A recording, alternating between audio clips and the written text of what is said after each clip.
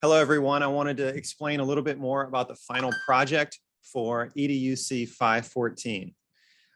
As you know, the final project is really a portfolio collection of 5 different resources, and I'm going to walk you through a little bit more of the requirements. This is all around MTSS, or multi-tiered systems of support.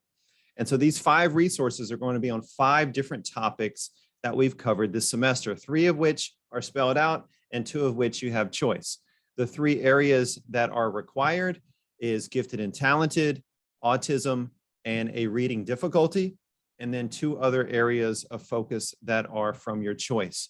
Essentially, you're going to present 5 different resources that are informed by research articles that show evidence of practical strategies for implementation with these learners.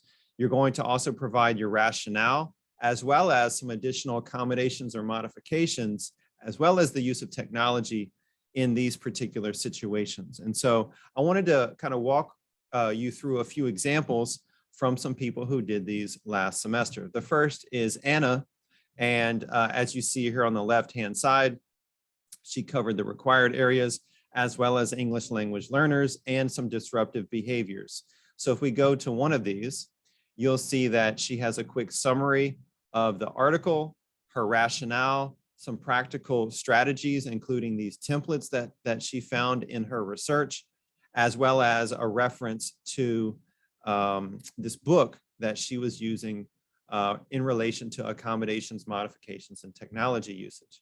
If we click another one of hers on reading difficulties, she starts with a summary of some challenges related to this area, as well as some strategies around modeling your own love for reading, or getting opportunities to engage in oral reading skills so that it's not just silent for those upper grades individuals, but we carry over that sense of orality that everybody loves in the early childhood and elementary years. And so you can kind of see that this is one such WordPress website that she used. Some other examples might be a simple PowerPoint. So this person's, Christina, hers is all around these same areas. And you can see the reference that she's provided here, a quick summary of the article, as well as its rationale for inclusion in this portfolio. And then she provides some accommodations, modifications, and other technological considerations as it pertains to that practicality and using these in her instruction. Another example that I thought was a little bit different in a more traditional format, Jennifer here, hers, she went through in a more linear fashion through written text and paragraphs, where she analyzed a variety of resources. She included some information around debunking myths regarding GT children. She included some practical strategies and interventions in a PowerPoint featured right here.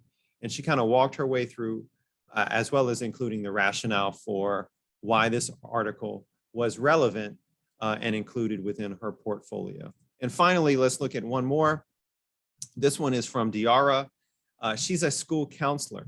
And so she wanted to make her resource, when she was looking at gifted and talented, for example, specific to what are these strategies and techniques that she can use as a school counselor. Again, the point of this is not just to have a random assignment. The point is to make it incredibly helpful, useful to you, to take with you as you're working with students who are gifted and talented, students who have autism, students who may have some disruptive behaviors, or who have other needs, as we've talked about within the world of exceptionalities.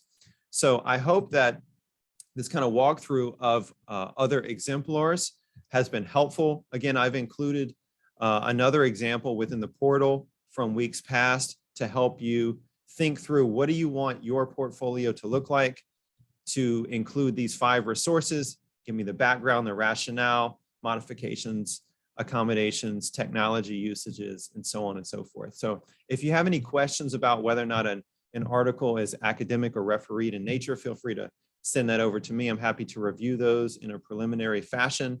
And as always, I'm here to help along the way. So I hope that this has been fruitful in some way, and feel free to reach out with any questions you have along the way as well. Take care and happy Thanksgiving.